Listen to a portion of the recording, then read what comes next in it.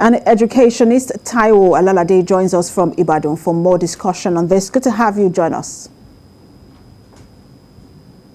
Thank you for having me. All right. Good afternoon. The presence of President Muhammadu Buhari at the Global Summit for Education in the UK has once again brought to the fore the challenges that we have here with education in the country. So help us understand, do we have evolving challenges, or the challenges have remained the same over the years? And what exactly are those challenges? Thank you.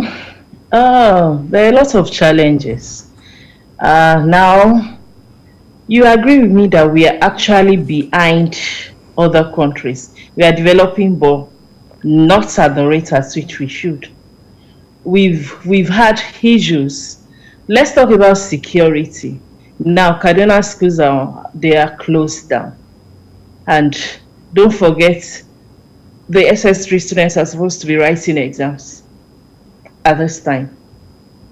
You can imagine things like that. You can imagine unknown gunmen going to schools to actually abduct students, disrupting the school year calendar.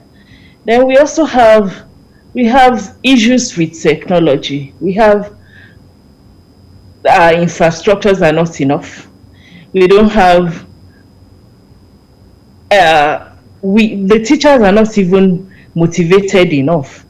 They are underpaid, and that actually affects education a lot. And we have a lot of issues with education, and I can't see how we can survive without actually solving these problems before we can move ahead. So from what I gather from all that you have said now is that the issues we've always had still remain, and now we're having additional issues of security and ICT.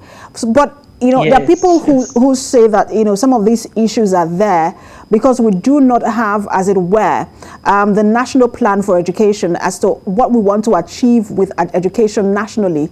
That we just want people to go to school, come out, look for jobs, but not necessarily national plan. There is no national expectation for education. You're right. We don't actually have a plan. We don't have a workable plan. There are people that have passion for these things. We don't allow them to come in to plan things for us. If we can do things like that, I'm sure we move on in Nigeria. We will see a lot of developments in this area. But we have people that are not even classroom teachers planning the curriculum for teachers to follow. And you find out that this curriculum, some of them are not even practicable. They are not workable ones. So when you see them, you wonder how these things can actually be done within the classrooms and within the schools. So when the president says the budget for education is going to be reviewed by 50% in the next 2 years, does that solve the entire problem if we increase the budget for education? Of course, we know that it is not enough and education is expensive, but will that fix the problem in the education sector?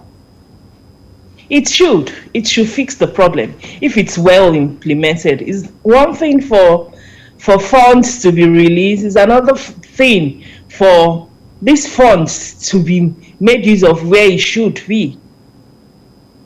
So if we have people that are ready, that have this passion, that are ready to make these things work, I believe the 50% increase just quickly allow me to interrupt you, because I think I have a few seconds left. I just wanted to ask you where you think these funds should be deployed. I think it's high time we go back to the grassroots. Let classroom teachers be involved. We have a lot of people that have passion. We have NGOs that are willing to work to make education meaningful in the country. If these people are sorted out, I believe things will work out.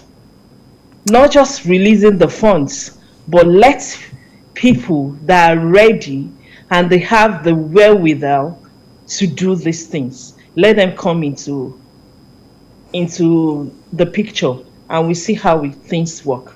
So basically, we must get in professionals into that sector. Thank you so much for talking to us. Educationist Taiwo Alalade, thanks for talking to us. You're welcome. Okay.